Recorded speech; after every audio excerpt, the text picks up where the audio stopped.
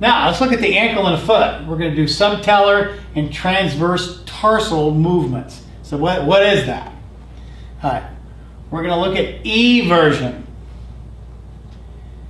Eversion is turning the sole of the foot outward or laterally. So if we take the foot here and rotate it outward, take the ankle, the lateral part of the ankle and push it outward, that is eversion. Or if we're standing on the insides or insoles of our feet, that is considered eversion, which is the next one, standing on the weight on the inner side of the foot. Inversion is just the opposite, turning the sole of the foot inward or medially. We're going to rotate the foot inward. That is inversion. Standing on the weight of the foot on the outside. So if we stand here, we stand on the outsides of our feet. I know you probably can't see it, but think about this.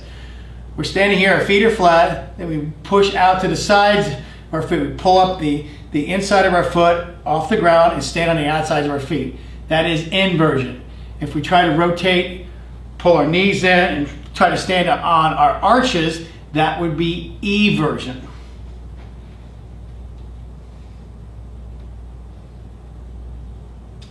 Dorsiflexion, flexion movement of the ankle, resulting in the top of the foot moving toward it. So, if we look at the top of the foot is called the dorsum. So if we're in this position here, if we pull the top of the foot, the dorsum, toward us, that is considered dorsiflexion. And what's the opposite of that? The bottom of the foot is called the plantar. So if we push it away, do like a toe, pointing our toe, that is considered plantar flexion.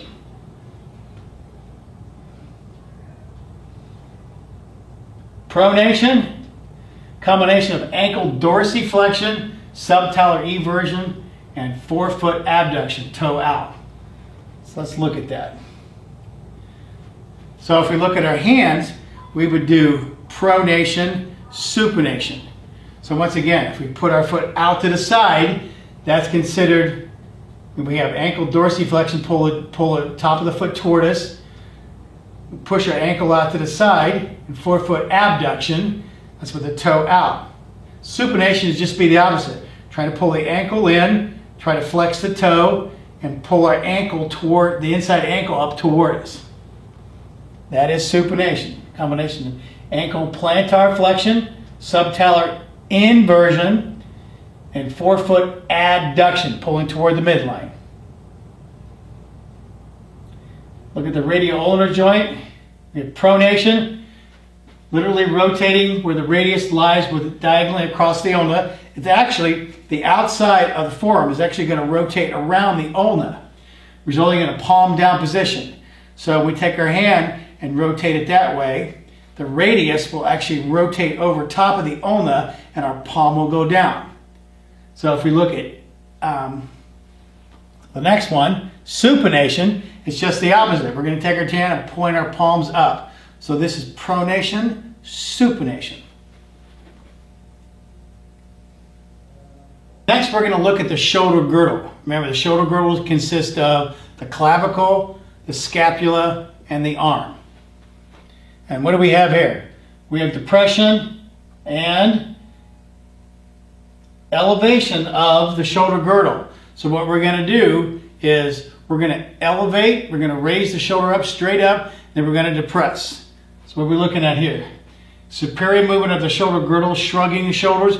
We shrug up and then we shrug down, returning the shoulder blades to the normal position. So elevation, depression. Next on our list is protraction and retraction. So what we're going to do here, let me turn around here. So if we pull the shoulder blades apart, that's protraction. And then we pull them together, that is retraction. Let's say it again. Protraction away from the spine, our abduction of the scapula. Next one is retraction, pull the shoulder blades toward the spine, or adduction of the scapula. Next, we have inward, downward, and upward rotation. So let me turn around again. As I'm in this position, if I try to push my arm up, what happens to the scapula? The arm is moving at the shoulder joint, but in order for the arm to be positioned in the right place, the shoulder blade is going to rotate upward. In other words, the bottom of the spine, or the bottom of the scapula, is going to rotate this way. That's upward rotation, and then it's going to downward rotate. Because what's happening is, as you move the arm up this way, what's happening is, as it rotates through there, the shoulder blade has to move the position to socket so the humeral head can roll, glide, and slide there like it's supposed to. So what we have here is upward rotation of the scapula, downward rotation of the scapula. So if you're doing an overhead press, that is upward rotation. If you're doing a pull down or pull up, you'll do a depression of the shoulder blade, and then what happens is, as you pull down, the shoulder blade, the angle is going to come in and come down. Upward rotation, rotary movement of the scapula with the inferior angle of the scapula moving laterally toward the outside and upward. For downward rotation, the inferior angle of the scapula is moving medially toward the middle and moving downward. Another movement of the shoulder girdle, or the shoulder joint, is what they call horizontal abduction and horizontal adduction. And that's nothing more than, with the arms out in front of you, as we move through the transverse plane, and as we move the arms away from the midline, that's called horizontal abduction. As we move the arms together again, we're moving toward the midline, that's called horizontal adduction. We also, if you notice, this is also called horizontal extension, or if we have horizontal abduction, that's also called transverse abduction. So horizontal abduction, transverse abduction, horizontal adduction, or transverse or horizontal flexion, transverse adduction, abduction, adduction, extension, flexion. So you can use it, the terms are interchangeable. It just depends, number one, what book you're reading, or what you're trying to explain it to, and what somebody will understand more importantly. Last part of our movements, we're going to talk about the spine. So what does the spine do? We have lateral flexion, which is side bending. That's movement of the head or trunk laterally away from the midline. So if we're standing here, if we do lateral flexion, move to the side and then back. Lateral flexion, lateral flexion, lateral extension, lateral flexion, and extension, extending back. Mostly we just call it lateral flexion to one side. That's all we call it. And the abduction of the spine. We also call it reduction, return of the spine to the anatomical position from lateral flexion. We could call it adduction of the spine. So we have lateral flexion or abduction, and reduction is adduction of the spine, returning to the normal position. So lateral flexion, abduction, and then we return. Reduction is return the spine to the normal anatomical position. Next, let's talk about physiological movements versus accessory motions. Now, we've looked at physiological movements, which is flexion, extension, abduction, adduction, and rotation. These occur by the bones moving through the planes of motion about a particular axis of rotation. Now, osteokinematic motion resulting motion of bones relative to the three cardinal planes from these physiological motions or positions. For osteokinematic motions to occur, there must be movement between the two joint articulating surfaces. Orthokinematic, we have motions between the articulating surface. So osteokinematic motion, the movement between the joint articulating surface. Orthokinematics is motion between the articulating surfaces. Now the three specific types of accessory motions. We have spin, we have roll, we have glide.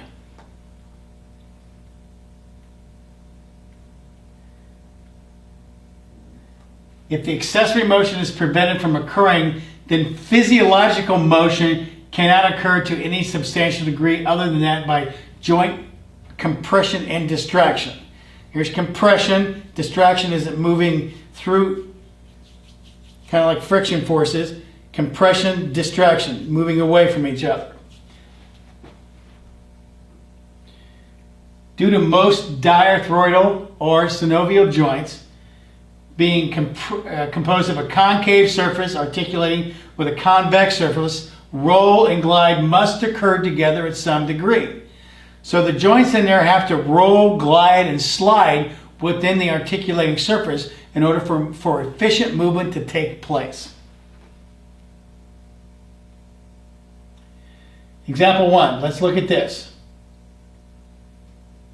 When a person stands up from a squatted position, let's take these two bones right here.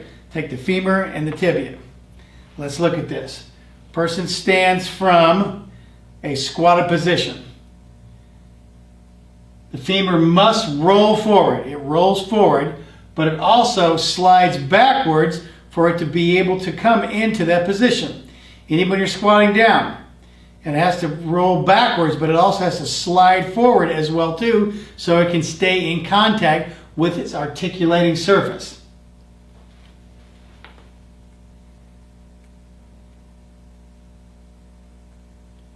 Now, spin may occur in isolation or in a combination with roll and glide.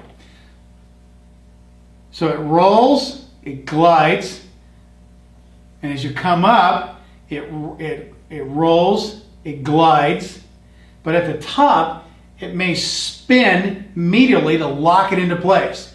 This is very common with the knee joint. So as you're squatting down, it rolls, it glides, and keeps doing that until your bottom position. And as you come back, it rolls, it glides, and slides, and at the top it'll roll and lock into place. That's the full extension movement. That's what that is. That's roll, glide, and slide.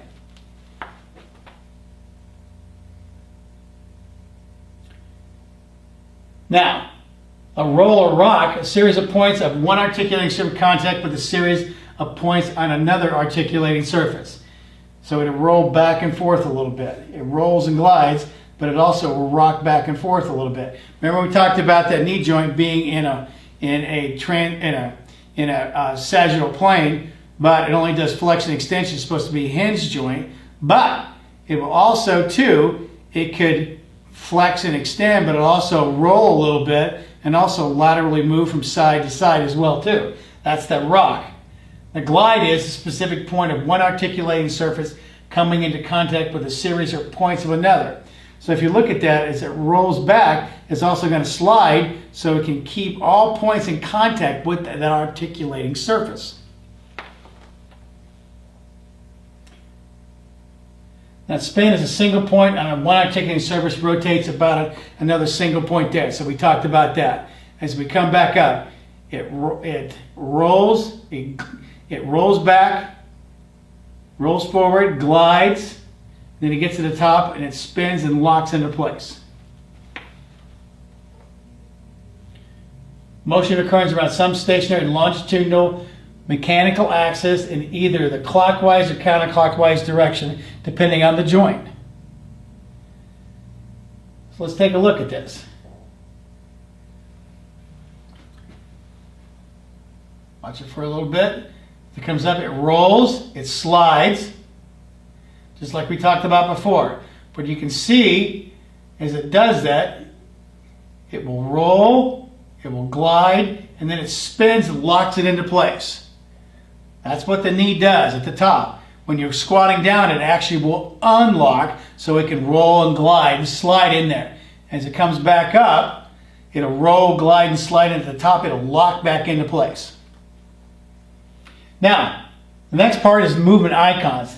Now, we don't have to go through all this because these are in your book, but there are a number of movement icons that you can look for: the shoulder girdle, the glenohumeral joint, the elbow, the radial ulnar joints, the elbow, radial ulnar joints again, the thumbs, all the hand joints. So there are a number of at the hip, at the knee, at the ankle, at the toes, at the cervical spine, at the lumbar spine.